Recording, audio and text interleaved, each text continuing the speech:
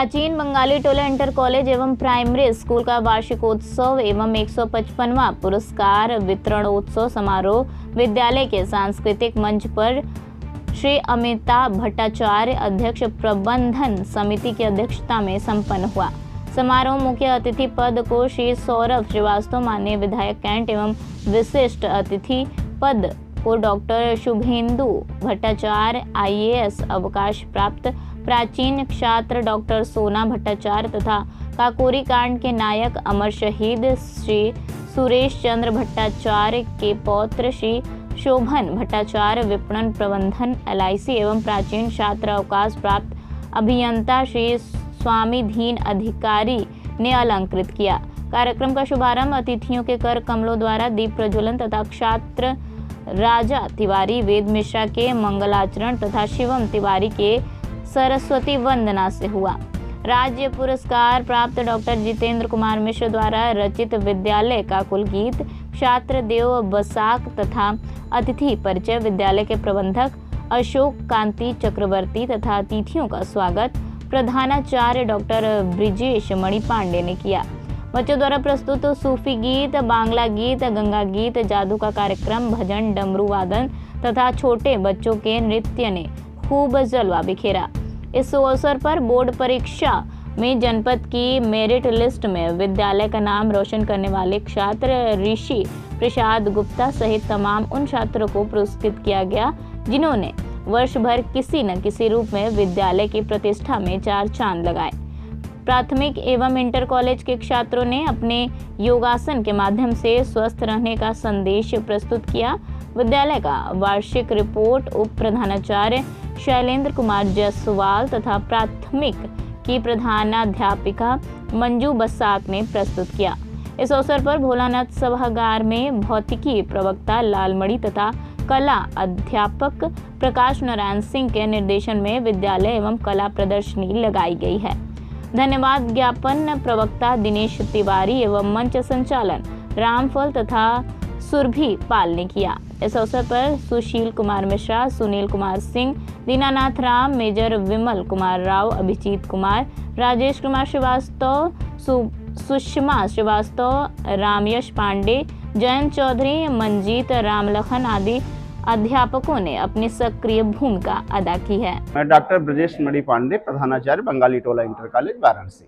जी, इस आयोजन का मुख्य उद्देश्य है कि हम बच्चों के अंदर शिक्षा के प्रति, समाज के प्रति, कला के प्रति, विज्ञान के प्रति उनके मन में उत्साह को बढ़ाएं कि वो जिस क्षेत्र में पूरे वर्ष में बच्चे हमारे कला, विज्ञान, साहित्य के क्षेत्र में लगे रहते हैं और उनके द्वारा जो तमाम तरह की उपलब्धियां राष्ट्रीय स्तर पर, अंतर्राष्ट्रीय स्तर पर, राज्य स्तर पर, जनपद स्तर पर प्राप्त होती हैं, तो उनका हम सब एक तरह से संग्रह कर लेते हैं और वो समग्र पुरस्कार वार्षिक पुरस्कार वितरणोत्सव की तिथि पर हम बच्चों को पुरस्कृत करते हैं।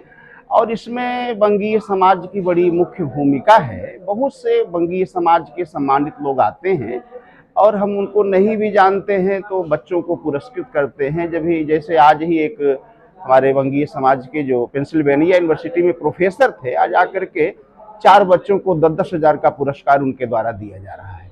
तो इस तरह से यह विद्यालय, आप सबको भी शायद पता हो कि 1854 में यह स्थापित विद्यालय है। यह विद्यालय ऐसा विद्यालय है कि इसके हाल में सुभाष चंद्र बोस, सरदार भगत सिंह, चंद्रशेखर आजाद जैसे स्वतंत्रता के महानायक यहाँ रह चुके हैं, इस हमारे प्रांगण में खड़े होकर के अपना उद्बोधन दे चुके हैं। और आज भी उनकी वह जो माटी है, काकोरी कांड के महानायक सचिंद्रनाथ सान्याल, सुरेश लाहिड़ी की जो शहीद वेदी यहाँ बनी हुई है, हम प्रतिदिन उसको प्रणाम करते हैं और निश्चित रूप से उसको हमको ऊर्जा प्राप्त होती है। और दूसरी सबसे बड़ी चीज है, ध्यान योग एवं क्रिया योग के संस्थापक श्यामाचरण लाहिड़ी महाशय, जिनका बोर्ड भी आप देखेंगे गदौलिया के पहले लगा हुआ है, वो हमारे विद्यालय के 25 वर्ष तक प्रबंधक के पद को सुशोभित किए हुए हैं। तो ऐसे यह शहीदों की और तपस्वियों की तपोभूमि है और इस तपोभूमि पर हम निरंतर छात्रों के भविष्य को सुंदरतम बनाने का, उन्हें सुंदर से सुंदर गढ़ने का प्रयास सतत करते रहते हैं और प्रयास करते हैं कि हमारे विद्यालय का एक एक छात्र निखर करके समाज में अपनी प्रतिभा को दिखा सके। आज उन्हें हम पुरस्कृत करते हैं, उनके हर्षवर्धन करते हैं, और जो पुरस्कार हैं उसके अतिरिक्त भी यदि हमारे अध्यापक भी ऐसा करते हैं, हम भी ऐसा करते हैं, कोई बच्चा है तो उसे हम वो जो हमारे पास लिस्ट है उसके अतिरिक्त भी उन बच्चों को हम पुरस्कृत करते रहते हैं, सम्मानित करते रहते हैं, जिससे अपने जीवन में आगे बढ़े। नहीं देखिए, सच्चाई मैं ऐसे पद पर हूँ कि बहुत ज़्यादा बोल पाना मेरे लिए संभव नहीं है। सच्चाई थोड़ी सी दूसरी है सर। सरकार के द्वारा इतनी सूचनाएं मांगी जाती हैं, इतने कार्यक्रम इस समय आयोजित किए जा रहे हैं कि जो शिक्षा का मुख्य उद्देश्य है छात्र और अध्यापक का एक जगह होना, उनकी कक्षा में होना, उनको ठीक से पढ़ाया जाना, कहीं न कहीं ये सरकार के तमाम सारे कार्यक्रमों के कारण हम उस उद्देश्य से भटक जा रहे हैं। कई कार्यक्रम तो ऐसे हमारे यहाँ आए हुए हैं जिनको हमको पूरे वर्ष चलाना है। अब बताइए, जब पूरे वर्ष हम उत्सव ही करते रहेंगे तो हमारा छात्र कब पढ़ेगा? जबकि आप सब पढ़े लिखे लोग इस चीज को समझें कि 11-12 का जो साइंस है, जो मैथ है, वही साइंस और मैथ वास्तविक मैथ है, उसके बाद कहीं कुछ बचता नहीं है। आज हम ज़्यादा नहीं बोल सकते हैं सरकार के बारे में, लेकिन कहीं न कहीं से हम उद्देश्य से भटक रहे हैं। हम ज्ञान की गहराई से जो हमें ज्ञान जो देना चाहिए, जितना समय गुरुओं को छात्रों को देना चाहिए, उतना समय हम छात्रों को कहीं न कहीं नहीं दे पा रहे हैं। और इसके लिए आप लोग मीडिया के लोग हैं, आवाज़ उठाएं कि तमाम सूचनाएं, तमाम तरह के उत्सव, तमाम तरह के आयोजन, ये भी अच्छी बात है, लेकिन छात्र और अध्यापक एक जगह बैठे, उनका आई कांटेक्ट होना जरूरी है। गूगल से शिक्षा संपूर्ण नहीं दी जा सकती है।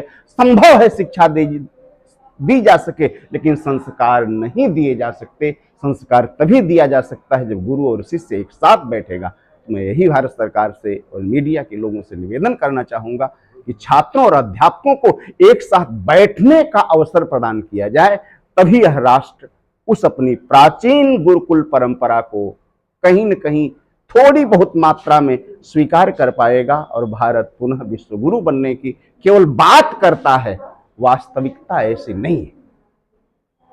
वास्तव में हम कहीं न कहीं से अपने मुद्दे से भटक रहे हैं। जो हमको करना चाहिए वो हम नहीं कर पा रहे हैं।